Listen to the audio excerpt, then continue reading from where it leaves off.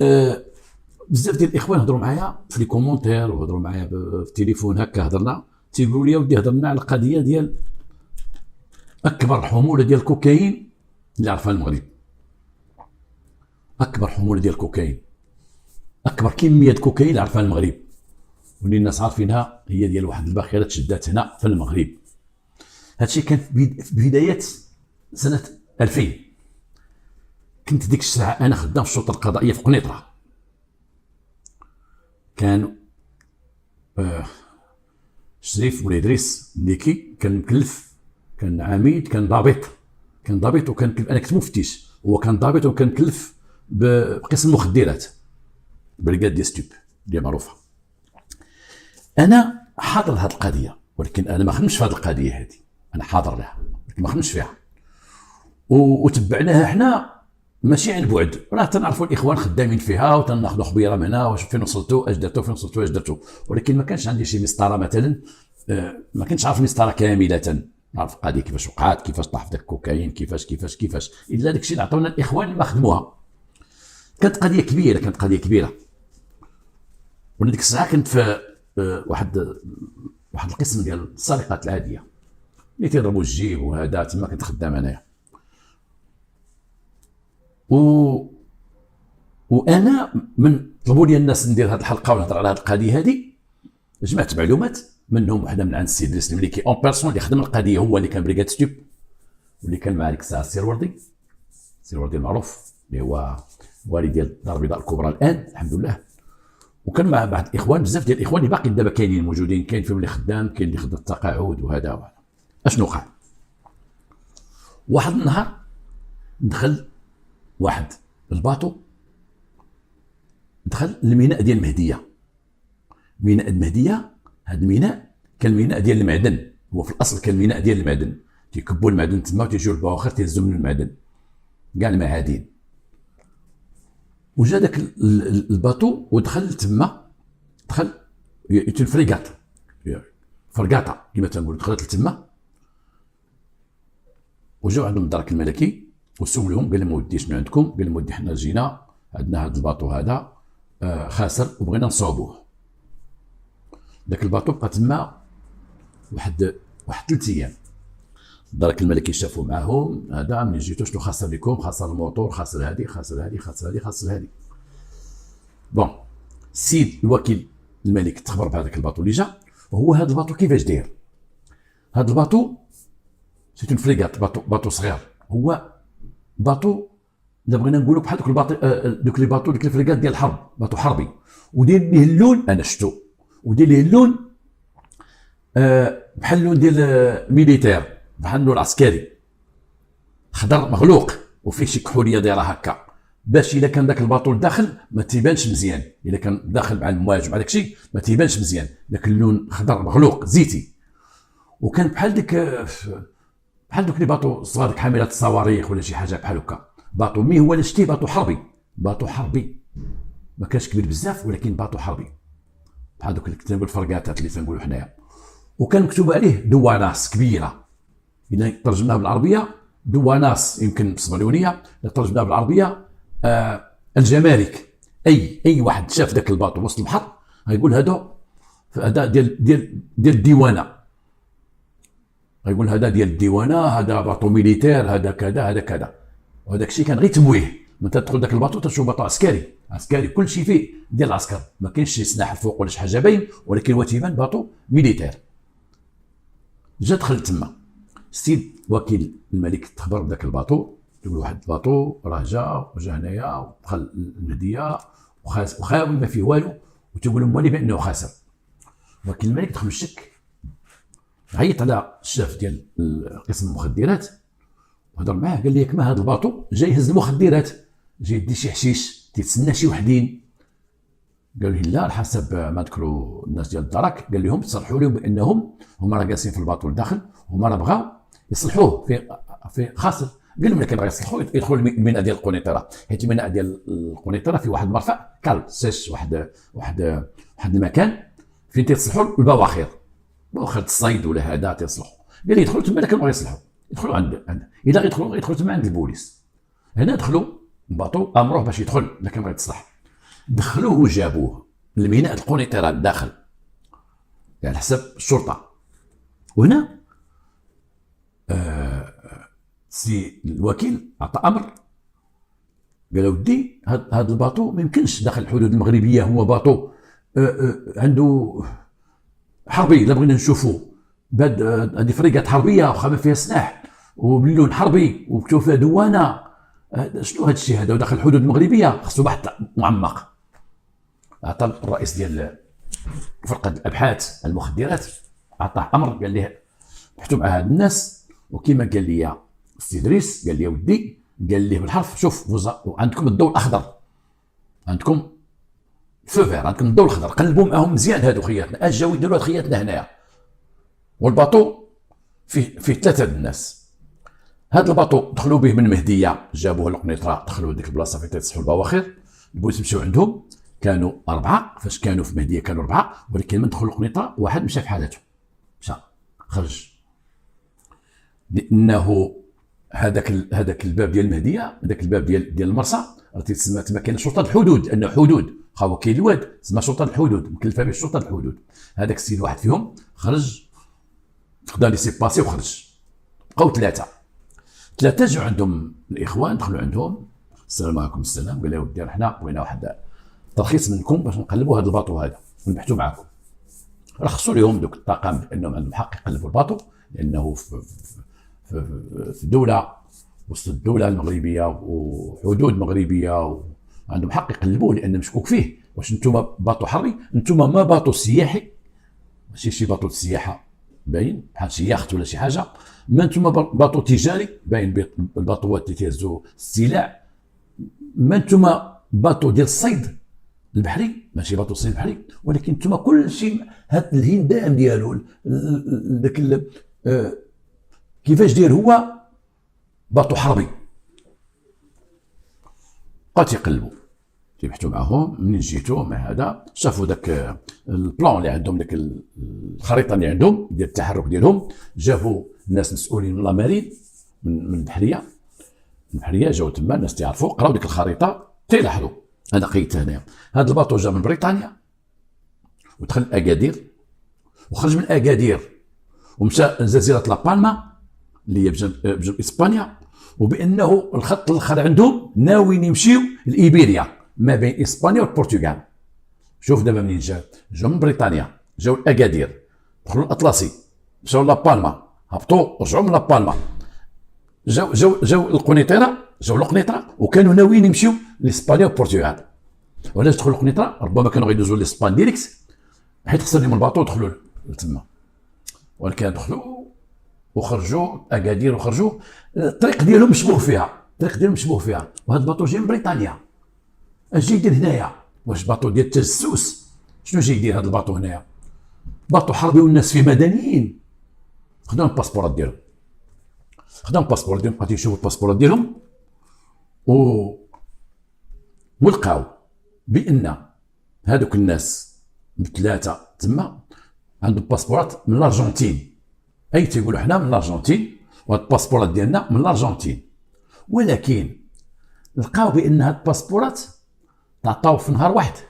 حتى الباسبور ديال داك اللي خرج، داك اللي مشى، اللي هو كان حامل جنسيه اسبانيه، لان من خرج داز قدام البوليس، خرج ومشى في حالته، لما الباسبور ديالو شافوه وقلبوه عطاوه لي سي باسي، بحال عطاو لي سي باسي يمشي للمدينه، عنده حق ان هاد الناس تيجيو البواخر عندنا في المغرب كما كانت باخره، تكون باخره تجاريه، باخره سياحيه، باخره الصيد، واخا تكون ديال اعالي البحار، دوك لي مارا عندهم حق يخرجوا للمدينه. هذاك خرج للمدينه ما رجعش، ولكن باش ديكلارا بواحد الباسبور اسباني، انه عنده باسبور اسباني وسميتو فلان، خداو المعلومات ديالو كامله، بوليس ديال الحدود اللي كاينين تما، هذاك سلت.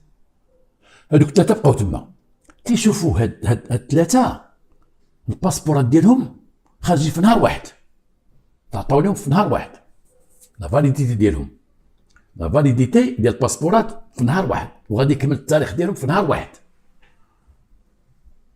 تاريخ اصدار تاريخ انتهاء في نهار واحد.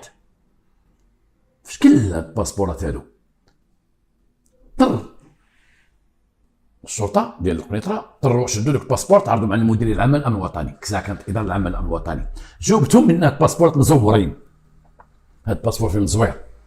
هنا خبروا سيد وكيل الملك قال لهم وقعوا عليهم القبض. شدوا جابوهم تيبحثوا معاهم من خلال البحث.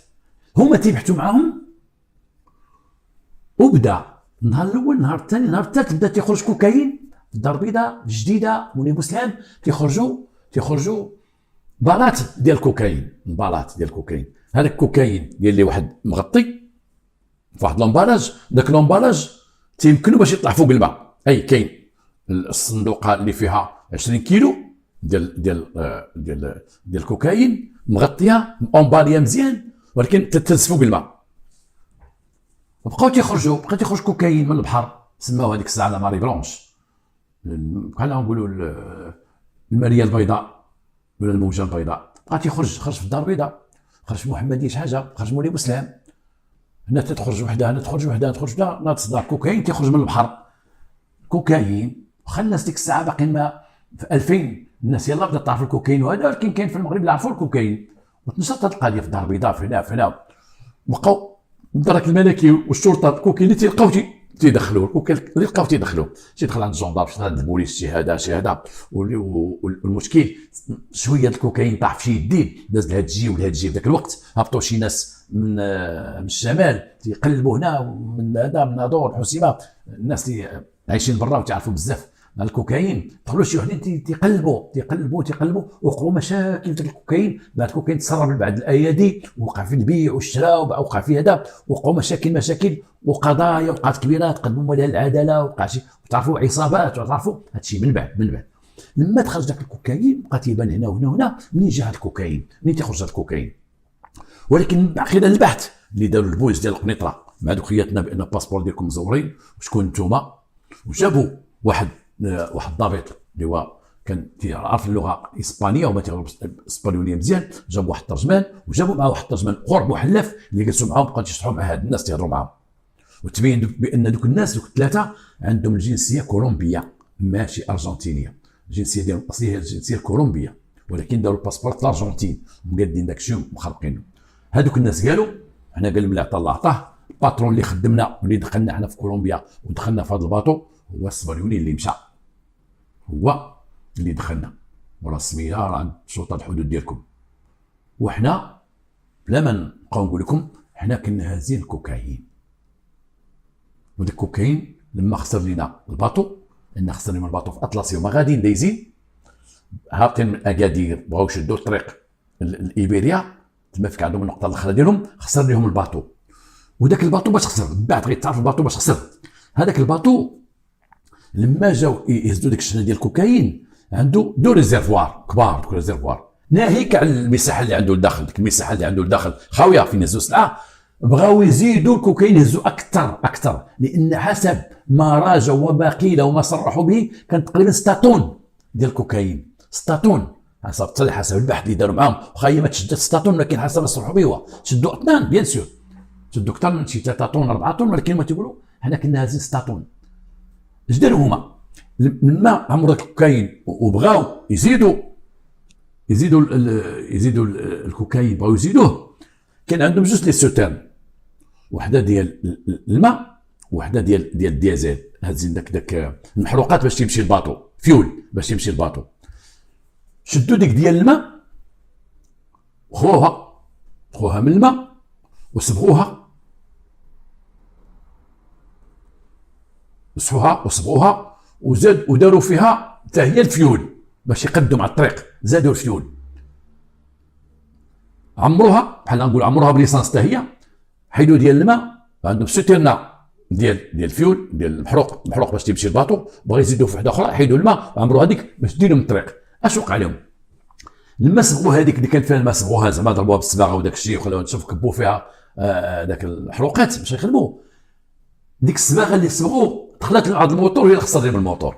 كانوا عندهم جوج موتورات، خسر لهم موتور واحد، بقاو غاديين خدموا بجوج موتورات، بقاو غاديين موتور واحد باش خدامين، ولكن شافوا داك الموتور الاخر ما غيديهمش، بدا حتى هو تيكليكي، ما غيزيدش بهم، ما غيديهمش حتى الزلزال ديال ايبيريا، وخافوا وعرفوا راسهم غيبقاو في البحر، الموتورات خاسرين وهما في الحدود المغربيه، وغيوليو سيسبيو في واحد النقطه واقفه في البحر، حسب ديال رادار وداك الشيء يبقاو واقفين، وغنجرهم الماليه خافوا اش داروا، خذوا داك الكوكايين، رماو الكوكايين هي في البحر في الشواطئ ديال الدار البيضاء، وهبطوا هما القنيطره من اجل الاصلاح باش يصلحوا الباطو. كانوا زعما اللهم فلتوا بالباطو، حيدوا لنا الحجه، دخلوا صابوا الباطو نسدوا الطريق ونمشيو. لكن من ما طاحوا في قنيطره عرفوني بانهم مزورين الباسبورات، بان ذاك الباطوره ديال المخدرات، وبانه كذا كذا، واعترفوا بانهم هما غير خدامه وهما كولومبيين، وان هذاك الشيف ديالهم راه هو مول الباطو، هو اللي شرى الباطو، هذاك السبب اللي مشى. ومين شرى ديك الباطو؟ شراه من الانجليز، من انجلترا، شراه من بريطانيا، وشراه من الخرده، واحد الخرده حسب التصريح ديالهم، واحد الخرده ديال، لانه البحث معمق دخلت فيه الانتربول كما قلنا. ذاك الباطو تشرى واحد الخرده في بريطانيا، تباع واحد الخرده ديال البواخر الحربيه، الشاحنات الحربيه القديمه كذا كذا تباعت، ومن تما تشرى هذيك الباخره هذيك. انا تندير واحد الخرجه، تنتفكر واحد النهار باقي عاقل انا، واحد الخبر كان رسمي تسمع بان الجيش ديالنا، الجيش المغربي، وزاره الدفاع، كانوا غيبيعوا واحد كيما مولفين، كانوا مولفين هادشي قبل، واحد الخرده ديال الشاحنات القديمه، ديك اللاندروفير القديمه، الطوموبيلات القدام ديال الجيش دوك اللي قدام. وكان جات تعليمات ساميه من سيدنا باش ما يتباعش داكشي. علاش؟ باش ما يستغلوش شي وحدين، وكان ديك الساعه الارهاب وبدا تيتشاع الارهاب في العالم العربي وفي اوروبا، باش ما يستغلوش يطيح في الدين دوك الناس ويستغلوا هذوك الاليات. وكان واحد الفكره جيده وفكره جيده. وحنا الان من اليوم حنا شفنا خرده ديال بريطانيا ديال الاسلحه اللي او ديال بعض المعدات ديال الجيش اللي منهم هاد الباخره هذه، ها هما شراوها هادو واستغلوها، وداروا هذاك اللون عسكري، وداروا في هذيك دواناس، مكتوبه دواناس، ديواناس الصهيونيه، دواناس بالارجنتينيه، ما عرفتش ديك اللغه، وخدموها في هذه العمليه هذه. وكما قلنا طاحوا اون بان لما عمروا داك الريزيرفوار بداك المحروقات باش يتمشى، عندنا فيول حنا نقولوا ليسانس باش تتمشى. انا بالضبط ما عرفتش باش تيمشيو البواخر، باش تيقول بالفيول، باش تيقول بالمازوت، ودوك لي زودياك اللي هما قويين تيمشيو بليسانس. المهم ديك المحروقات، ولكن المحروقات دوبوا ديك الصباغه اللي كانت في الريزيرفوار، دوبوها ودوزوها للموتور، دات لهم مشكل في الموتور باش تخسر الموتور الاول، ومن بعد الموتور الثاني تا وقع تيكليكي ما بقاتش الطريق ودخلوها للقنيطره. هاد الناس اعترفوا بانهم هما اصحاب الكوكايين، وبانهم الكوكايين اللي خرج في الشواطئ المغربيه راه ديالهم، وهما رماوه باش يتخلصوا منه بتعليمات من الرئيس ديالهم اللي مشى لاسبان. هنا المغرب كتبت واحد مذكره بحث باش دار على داك الصبليوني اللي خرج. هاد مذكره بحث فعلا عن الطريق ديال الانتربول، اللي المغرب شارك في الانتربول، وصلت لاسبان، والاسبان صيفطوا اتفاقيه مع المغرب، صيفطوا واحد خبراء ديالهم من الشرطه ديالهم اللي جاو لهنا للمغرب، ومشاو داك الباطو معهم البوليس ديالنا، مشاو داك الباطو بقاو تيقلبوا، وخداو بعض العينات اللي تهزات كان محجوزه من طرف الشرطه، خداوهم وداوهم معاهم. ايوا بعد الجرائد داو بعض السجائر اللي تلقاو تما، وهذه مهمه بزاف. خداو مجموعه ديال السجائر، دوك البوانت ديال الكارو اللي لقاو تما وشطبوا الدنيا هذا، وداوهم باش يتاكدوا يدوزوهم في المختبرات ديالهم، وتاكدوا بان داك الصبليوني اللي تنهضروا عليه حنايا اللي هرب لاسبان واللي هو عندهم تما، بانه فعلا كان معاهم. وهنا كان ديك الساعه بدا رضيان في اوروبا، وبلا ضيان توصلوا بانه من خلال دوك السجائر ومن خلال دوك الجرائد بان فعلا كان ما كانوش ثلاثه كاربعه، بانه بالرابع هو داك الصبليوني اللي مشى في حالته، واللي الهويه ديالو عطاها للمغاربه غير الهويه ديالو.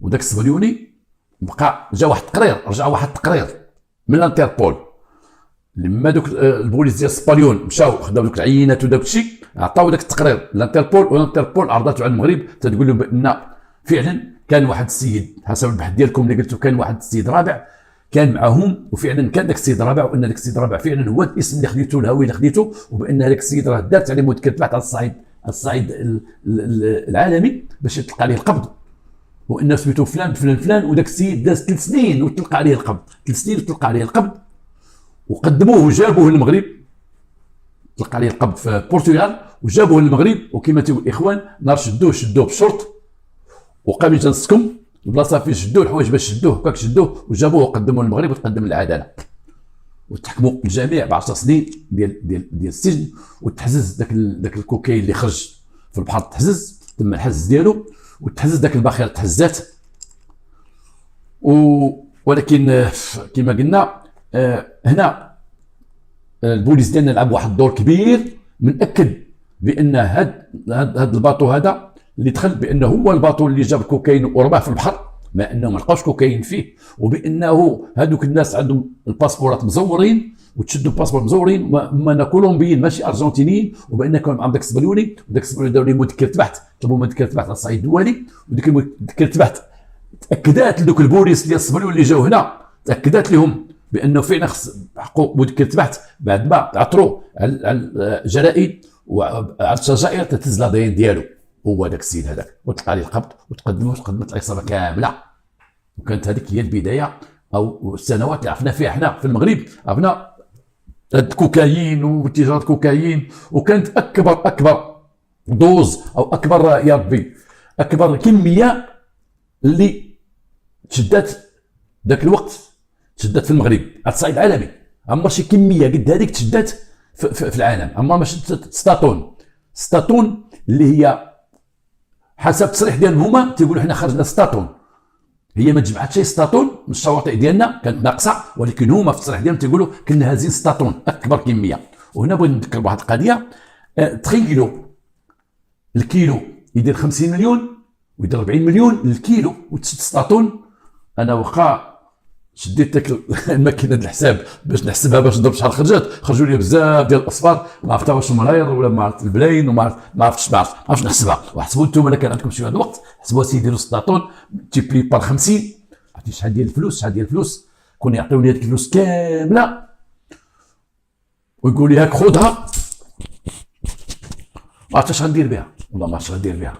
دونك الملاير كامله. شوف هاد الكوكايين شحال غالي وماشي غير هو غالي، شوف المشاكل اللي دار في العالم هاد الكوكايين، هاد المخدرات الصلبه، اشنو داير في العالم هاد الكوكايين هذا، اشنو داير العصابات ديال الكوكايين في العالم، وكولومبيا التورط ديالها في الانتاج ديالو، وبعد الدول اللي هي مجاوره لكولومبيا تخدم فيه، وداك زراعه الكوكا وتخرب العقول وخرب البيوت وخرج على عباد الله وخرج على شباب وخرج لانه مخدر خطير رغم انه غالي بزاف، تيبيعوا وتيشريوا فيه وتستعملوه. وهنا تنحضروا تنقول للشباب راه اللي مشى تقرب الكوكايين، راه الكوكايين ماشي هو الحشيش وماشي هو الكيف وماشي هو المعجون وماشي هو الشراب، واحد راه نقطعوا اللي بدا في الكوكايين تيكمل حياته في الكوكايين، تيطب فلوسه، يطب فلوس عائلته، يطب فلوس ديال الشركات اللي كان خدام فيها،